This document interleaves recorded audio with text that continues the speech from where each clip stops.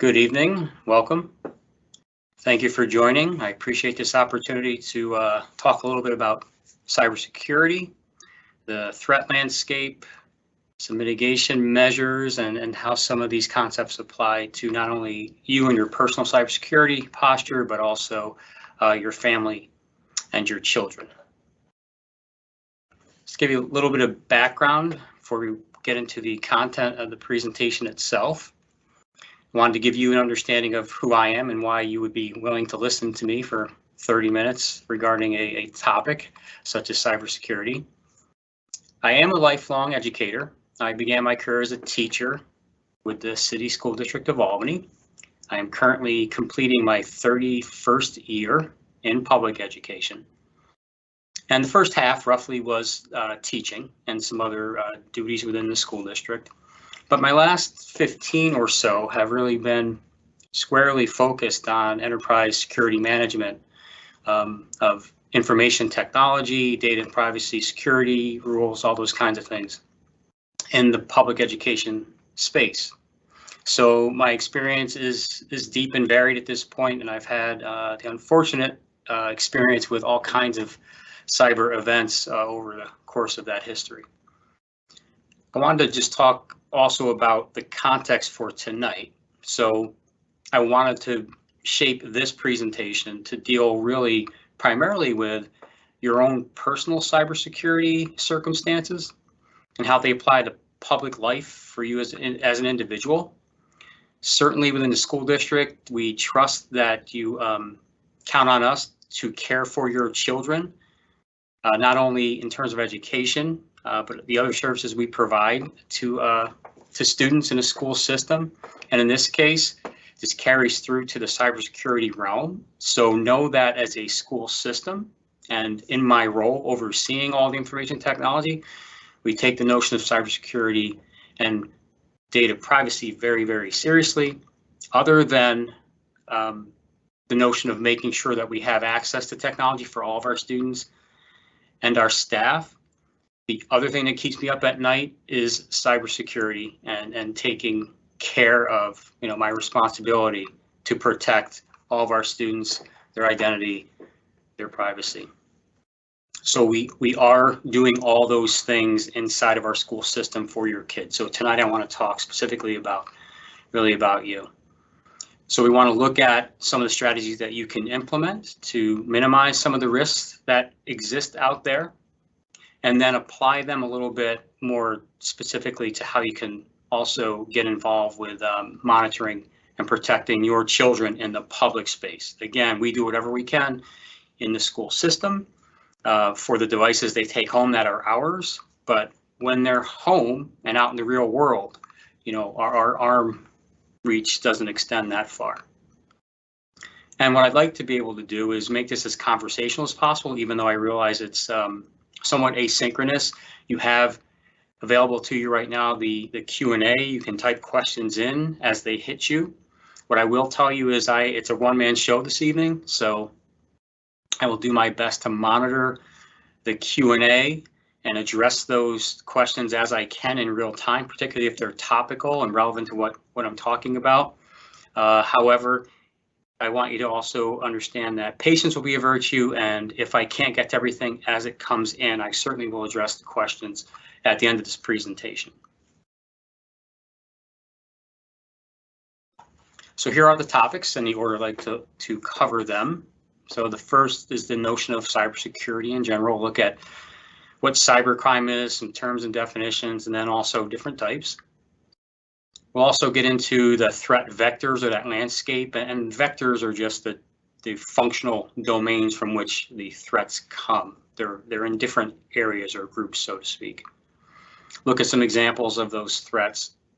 And then the last section really is the what to do. So what do you do when navigating all of these potential threats?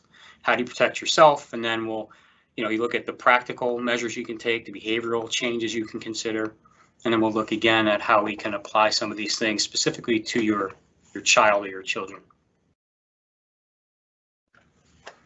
First, again, I want to contextualize, so what is cybersecurity and why do I care that much? It's a It's a significant problem and getting ever more so as the years go by. So the nugget in the top right just informs you, if you didn't already know, more than half of the world is connected to the internet. So that is several billion people are internet users on a daily basis. The graphic on the left points out statistics as it relates to cyber crimes that were formally submitted to the complaint center. This means that something occurred, someone took the time to actually report it. And so I want to point out two things about this graph. The first is, if you look at 2016, where this table begins, or this chart begins, and then look down at 2020, which is where we're comparing, so last year, roughly, you'll notice that the number of complaints has more than doubled, which is significant. That's exponential growth, and that's not in a good way at all. So look at the growth overall. And then I want you to also understand that this is another case of, there are other types of crimes that really go unreported quite often. And I won't get into what they are, but cybercrime is one of those that people just shake things off. They think nothing of it and don't really report. So it's one of those cases where what we're seeing as reported to just this one center is probably a fifth of the reality. I suspect it is several million a year. The table on the right tries to give you an understanding of the unfortunate reality of New York, again, ranking very high in the table. So on the left-hand side of the table on the right, you'll see that New York ranks 4th in the number of complaints. This is only for 2020, so it's a couple years ago. Roughly 35,000, give or take, complaints were registered. Again, highly underreported. The right-hand section of this table points out the financial loss. So actually, I want to go back to the graphic on the left, and underneath it, 2020, not only were there about 800,000 registered complaints, that cost those victims roughly $4.2 billion. In 2020, in New York alone, those 35,000 complaints cost those folks, for second on list in cost, roughly $416 million. So there's a significant financial impact, in addition to the other impacts that there are associated with cybercrime. Let's look specifically at what cybercrime is. So one more nugget in the top left. Think about it as any other kind of a crime. It's not much different than the physical realm. So it comes down to situational awareness, understanding the threats that exist to you, and then taking actions to mitigate them in advance. And like anything else, if something doesn't feel right, it probably isn't. So trust your instincts. Keep calm, trust your instincts, even in the virtual world. I'm going to hop over now to the commonly used terms section so that you have a reference for some of the things you probably have heard a lot in the news and other places. Bad actor is a designation, label that you hear an awful lot. That really is the criminal, the cyber criminal. Hacker, same notion. Hackers are up to a whole lot. Basically, they are just unauthorized users of systems, of identities, and so on. Cyber attack, pretty self-explanatory, and breach, you hear that a lot. And a breach is a little more specific. A breach deals with some sort of data exfiltration. So it's a little bit different than some of the other things that occur. A breach means that there were sensitive data that, again, were lifted or exfiltrated from a system, which compromised the identities of those victims. So heading back over kind of to the top right. So what is cybercrime? First and foremost, it's a crime. You have to understand that. And again, a lot of times things are kind of brushed off and not reported. Someone got into your email, someone logged into Facebook as you. People will kind of take those as part of the deal. But those are crimes. They could be reported. People could be held in criminal court for those things. Ultimately, these kinds of crimes will escalate, and you end up with things like true theft, fraud, unauthorized use, particularly of an identity or of an account. Why do you care? I don't think I really need to enumerate those reasons. There's a great impact on you and your reputation, financially and otherwise. And then the examples, identity theft, one of the most common that you hear of, on the really unfortunate outcomes that get into child sexual abuse and exploitation. There's financial theft, intellectual property loss, malware, which is something we'll look a little more at in a moment, and also social engineering we'll look a little bit more at. So I'm going to walk through some methods now, some of these ways that these criminals get into your space. So what is malware? It's a malicious application or a piece of software or code that does bad things. It disables parts of your system, it damages things, it gives someone unauthorized access to this system. The key here is we're talking about a device. So malware really is the old school, like it's almost the good old days. Malware is the root of everything, and it used to be the only thing we had to worry about in when it comes to the cybersecurity realm.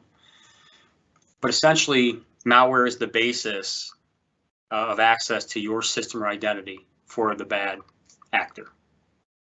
And most cyber crime is, again, rooted in that malware access that's gained.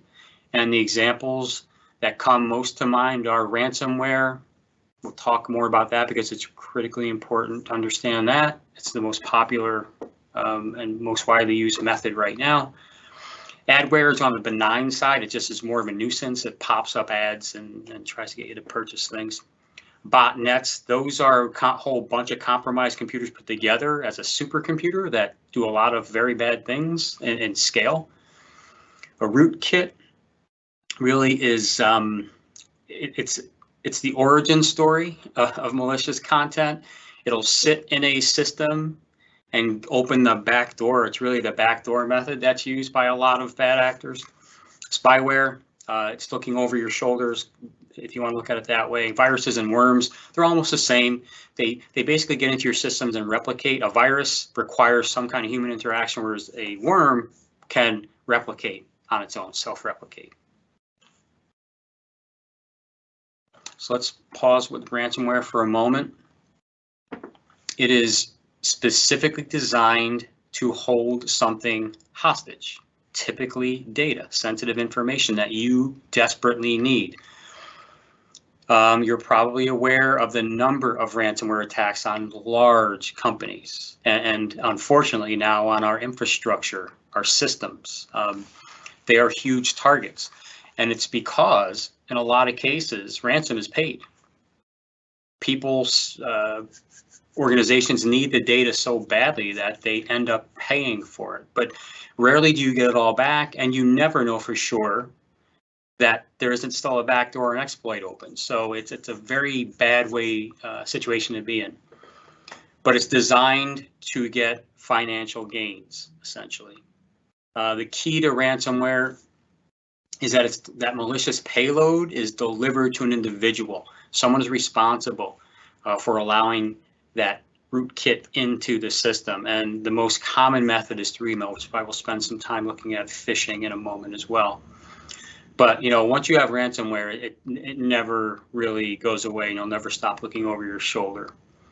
Some of the main examples or types, if you've heard these over the years, CryptoLock or WinLock, you can look through those. They're all bad and all essentially work the same way. Bots, they're just little automated code. It's automated code that essentially just performs tasks. But when put together, these bots become a botnet and again, work at scale. Some of the major hacking organizations employ botnets, armies of computers that have been compromised to do a lot of things at scale. And they're most commonly set toward things I listed here: getting passwords, logging your keystrokes, hijacking social media, in the efforts for spam, those kinds of things. The nugget on the right, though, lets you know not all bots are bad. Bots are the basis of Google and the search engines, across the internet. We wouldn't know where things are for bots crawling the metadata behind websites to help organize your search results the way you see them. Social engineering. It's a type of phishing in a way. It's essentially someone using what you provide freely, posting in social media and other ways, making publicly available things you're up to, pictures, tags, Instagram story, whatever. It's you providing information. Also, it can occur through very clever ways, unsolicited phone calls, text messages. Next thing you know, you're engaged in the most benign of ways with someone, and they're picking up information about you. They're cultivating identity information about you. But ostensibly, it's really where they take advantage of knowing about you to do something later as you. It's really geared toward, social engineering is really typically geared toward identity theft in a lot of cases, but it can also eventually, it can be a gateway to malware payload as well. I think it's obvious why you care. It's one of those, though, that has the most impact on your social reputation. And if you have a compromised social media account and someone decides to go hog wild with that, that's a problem. So remember, this is one of the least technical ways that you face a threat. It's really truly about interaction of some kind. The most common methods used by for social engineering are on the left-hand side. Phishing, I'm sure you've heard of them. We'll get into that in a moment. But there's pre-texting. You ever get strange unsolicited texts? They're almost like spam, but even replying to tell a person to bug off is potentially providing confirmation to them or validation. So your best bet is to just delete those kinds of things. Tailgating is interesting ones where people will get onto a computer after you've been on it, you didn't sign off, those kinds of things. They're assuming your whole digital identity because you did not close out your profile. And there are a whole host of others. So phishing, as I said, I wanted to spend a little time with because it is so prolific. And it's the thing we deal with the most in a school system. When we get roughly, we deal with 3 million emails a month on an on a typical basis. And a whole bunch of them are potentially malicious. And phishing, again, relies on the user exploit. So I'm going to go back to the beginning when I talked about, what we do as a school system. We are constantly doing things to strengthen what we call our cybersecurity posture.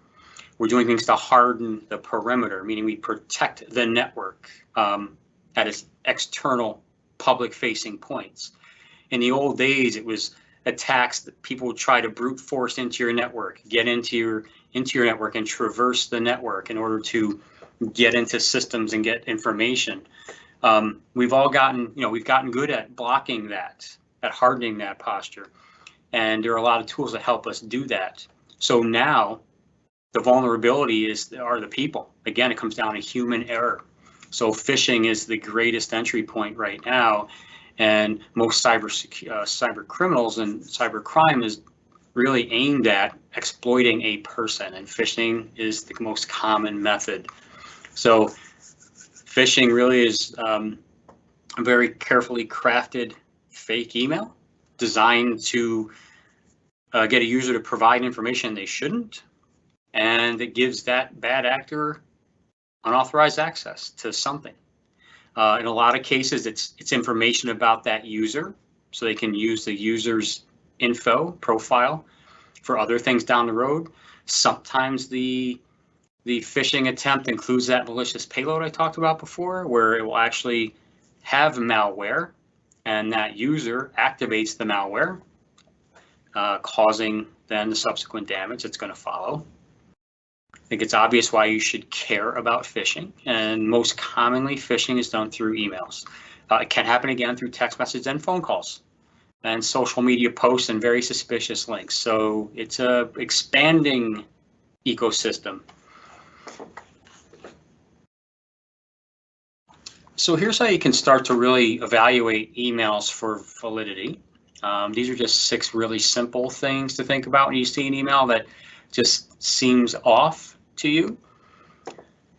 First, you want to look at mismatch and misleading info. In other words, it's from Chase Bank, and if you look at the email address, it might be chase.bank@gmail.com, something like that.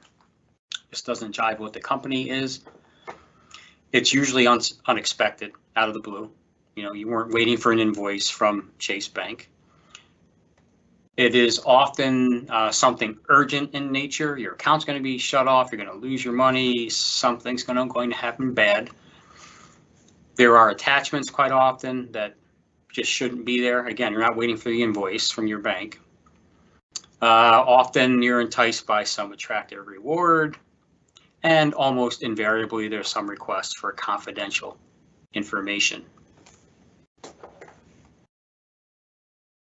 So here's an example, the phishing email with highlighted colors. I'm just going to go back here for a minute. 1, 2, 3, 4, 5, and 6.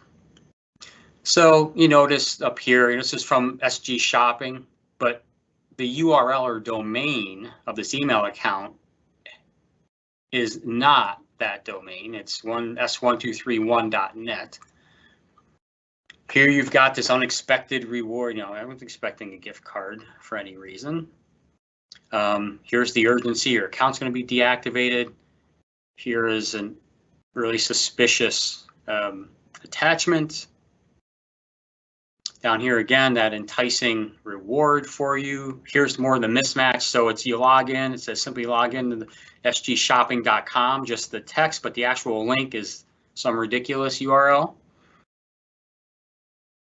Invariably, again, like I said, here's the request for your details, your bank details, and this is just more the urgency. Got to do this in 24 hours. You're going to have your account deactivated. Here's another example. I'm going to truly give you like 20, 30 seconds of silence. I want you just to look at this email and see what you pick up from it.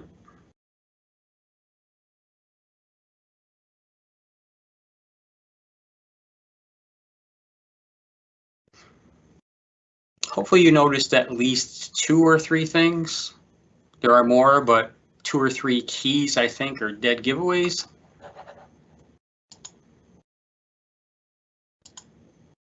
So first, even though it's from Security Bank, it's from a Gmail address. Here's the urgency. My action, absolutely necessary. You often see a lot of spelling and grammar errors as well, and it's one of the in the district. My team knows that I get particularly irritated when there are these phishing attempts that come in to our district from the IT department, and they're just littered with grammatical errors. And I'd like to think people would hope, I would hope people would think in the district that our IT team are truly made of professionals, and we would do a lot of proofreading before we send out emails. So when people click on some of these things from these IT departments that are almost illegible, I really find that frustrating. So here you'll see UR require, yours the wrong version, so all kinds of stuff there. If you moused over that link, which is something you should always do before you click it, if you hover, you'll get the URL exposed. In this case, it's, you know, malware.hack, not good. And then reference to the attachment, which you saw up here. And by the way, even though it says PDF, a .exe is a bad thing. So there's a whole host of things going on in this email that I hope would have been quick triggers for you. Let's just look at some of the final exploit vectors that exist, and they're burgeoning now as well because they're all based on what we call IoT, or the Internet of Things. And I'll start, I guess, on the left this time, because the Internet of Things are all of our mobile or network connected devices now. My sprinkler system is connected to Wi-Fi, your refrigerator, doorbells. All of these devices now catch an IP address, which puts them on your home network, in addition to connecting out to the World Wide Web, which means there's a way in. And so once you have an internet address assigned to a device, it is potentially a threat. It is something to be compromised. And unfortunately, for a lot of these Internet of Things devices, there's no built-in antivirus, firewalling, none of the mitigation measures that come with a lot of our sophisticated operating systems. These are pretty basic OSs that allow someone with some code knowledge to do a whole lot of things that aren't good. So when you look at your thermostat and all these things, if they're compromised, they become bots immediately. They're part of that botnet army. And it's no joke that there are thousands of refrigerators, excuse me, at any given time sending out spam. That's how those things are used. So other ways, though, that some of these malicious probes can be introduced are through physical means too, and so that doesn't go away. Someone walks in and sticks a USB drive into your computer, into your tab, whatever the case is. You've got other forms of remote access. Bluetooth can be compromised, and open ports. Those are in the internet world, there are like 5,000 numbered ports that exist for different protocols. And HTTP is the most common. That's hypertext, that's internet language, and that's what your browser reads. But there's a whole bunch of others, thousands, obviously. And a lot of these ports are left open by default. And again, if this device has an IP address and a bad actor is doing port scans, they find an open entry point into your system in a way that can be exploited. So open port, old port scanning, those are methods that still exist. They're not as common as, again, people are the greatest vulnerability. So bad actors focus on people.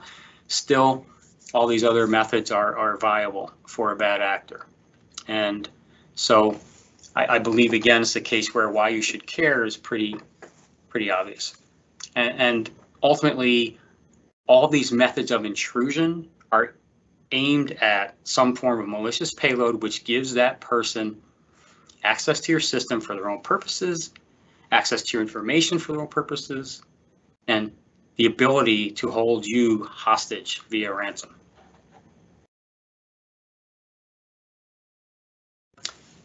So how can we protect against these threats? It is the myriad threats that are out there.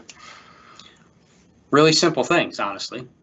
First, for any device that has an operating system, for any application, any program you run, I suggest enabling auto update.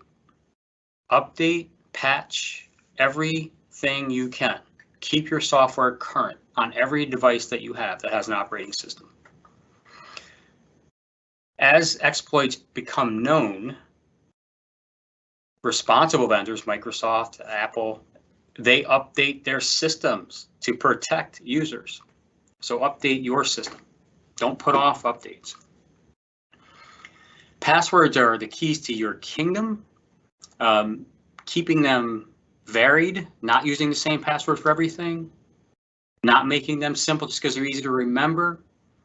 You should absolutely have very complicated passwords, and in reality, you should have a passphrase, because a 12-character complicated password full of characters and numerals and letters is not even as effective as 4 disconnected words would be, like bike, poop, pen, toy.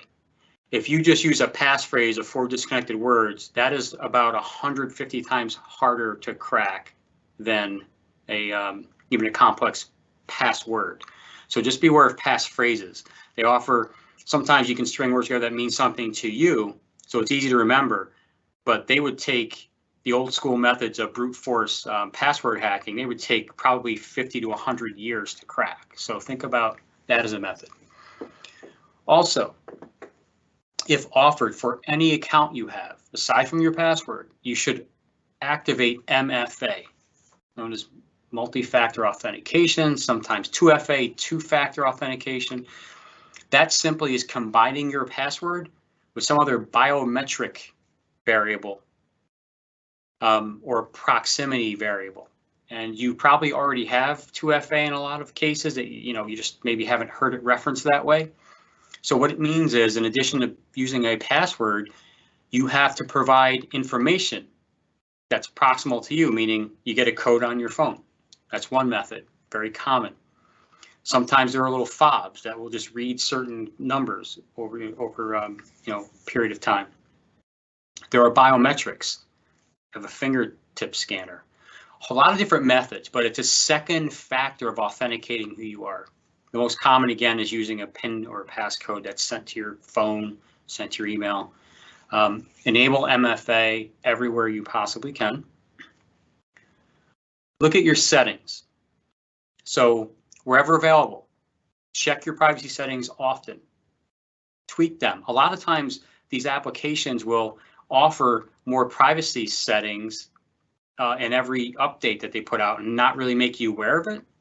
So you're losing the opportunity to protect yourself. So monitor your accounts all the time and look for your privacy settings to make sure you're taking full advantage of those options. Antivirus, which is AV, and firewall protection. There are a number. So antivirus, I think, is pretty well known at this point. It's truly that. It's an application that does threat hunting, looks for malicious code on your system and tries to eradicate it. A firewall, a little bit different. A firewall controls those ports. I talked about a moment ago, those ports that exist out there. And HTTP, which is port 80 or 8080. SSL, you'll see HTTPS is port 443. But again, there are thousands. And so a firewall really allows you to take control over those inputs and outputs through ports. Firewall also blocks certain kinds of traffic and behaviors. So the most common is TCP and IP, that's internet again, but there are all kinds of other protocols that pass data through systems. So a firewall helps you control those kinds of transactions at a data level. And there are free versions of both antivirus products and firewall products. You can do searches. I'm not going to name names because I don't really want to promote specifically, but there are a lot of reputable free versions out there. And in some cases, it makes sense. You get what you pay for. There are things worth paying for, I believe. And antivirus protection, firewall, VPN, they fit into that category for me personally. A VPN, by the way, is a virtual private network. It does a couple of things. The most important one is it kind of it makes you invisible on the internet, and it doesn't give anyone the opportunity to really identify where you are, because your location is based on that internet address, that IP. And a VPN creates a virtual tunnel that doesn't expose your true IP address, essentially. That's how you want to look at it. It'd be like taking your physical house that exists in New York State, wherever you are, and having it show up as being in California. Yeah, your physical address. And then the last thing I want to just touch upon is the notion of digital footprint in general. And that goes back to social engineering and thinking about what you voluntarily put out on the internet, what you share with people. That creates a digital footprint. That's your identity out in the ether. And it doesn't ever go away. You have to remember that. Even when you take things down, things never fully disappear. And over time, they contribute to your digital footprint and your digital identity and reputation. You can go take a look at your current digital footprint. And digital footprint should be light as possible. And so I would suggest you go see what's out there about yourself. And the most basic way you do that is run a scan on yourself. So there are some sites that do that for you for free. You type in your email address. But I would suggest you start, if you never have, Google yourself. Take a look, see what comes up. You may be surprised. So start to think about, managing your digital identity and your footprint, because the more that's out there, the more someone would bad intent can piece together to compromise you and assume your identity.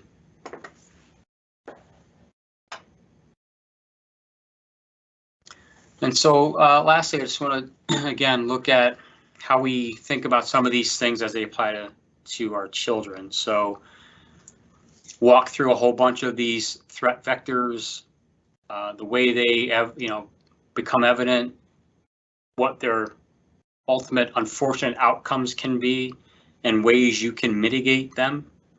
That's for you, and that all applies to your child as well. The things I just talked about are applicable to anyone of any age.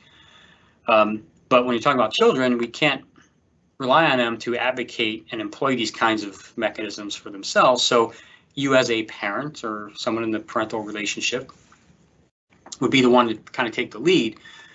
So, I hope all that stuff is obvious, but aside from that, I want to just look at things that are unique to children and some strategies that you can employ when looking to deal with your children in terms of protection. So a whole bunch of things going on the slide. So I'll start just on the left. As with anything else, you're probably not surprised as a parent, but your children, even if you have the best of relationships, do not tell you everything. And that's even more true when it comes to digital life in a lot of ways, because they don't think they're not maliciously, hiding things. They're not sneaking around. They just don't think much of it when they create an account.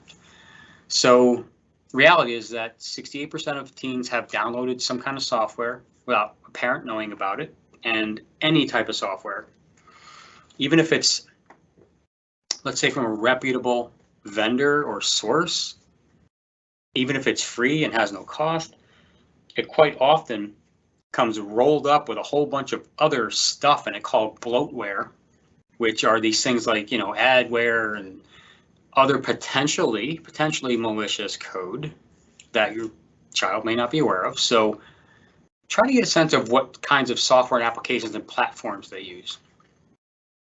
Almost 80% of teens acknowledge that they're not careful enough about what they share online.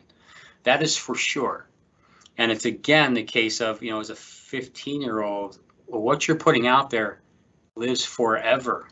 It doesn't disappear.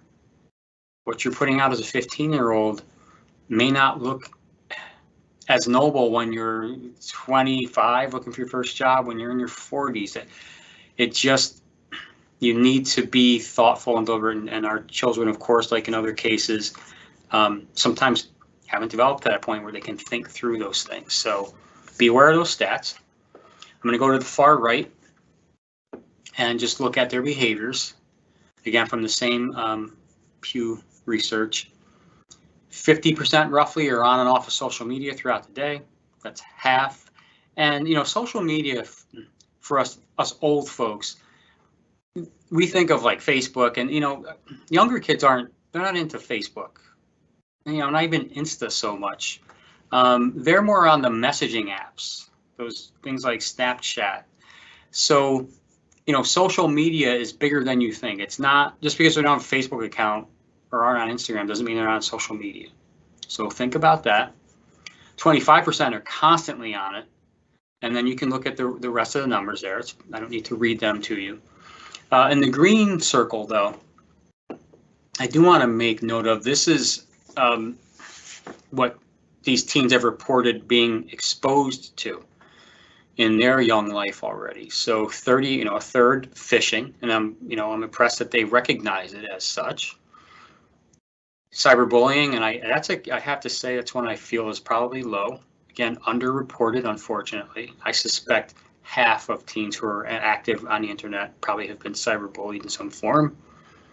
24% are as other, and that's characterized as just general harassment or just unscrupulous kinds of solicitations, let's say.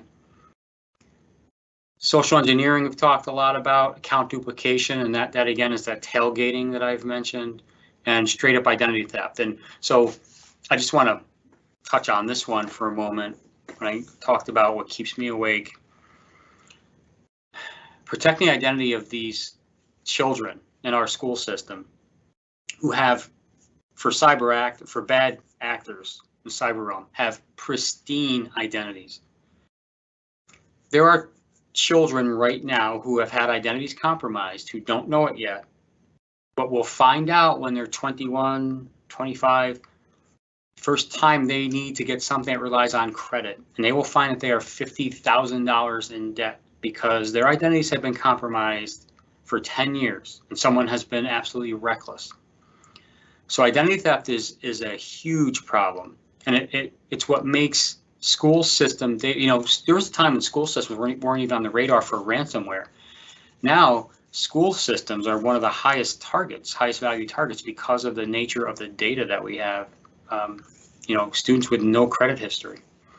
So that's a really disturbing trend, and it doesn't surprise me in any way that this group is starting to experience that. I suspect if people were more aware as a teenager of their credit, so to speak, or their credit score, no 14-year-old is looking at their FICO score. If more were monitoring it, I suspect that this number would probably be higher. So I planned this to be between 35 and 40 minutes of presentation, and it is just about exactly that. I have been monitoring the Q&A. I have not observed any questions in there at this time. The only thing in the Q&A are my announcements. I will linger for a solid minute of wait time to allow for anyone who has a question to submit one. And at that time, if there are no other questions or topics to address, I have no desire to hold more of people's time than is absolutely necessary. So we'll give it another minute, and we'll see if this is going to come to a graceful conclusion.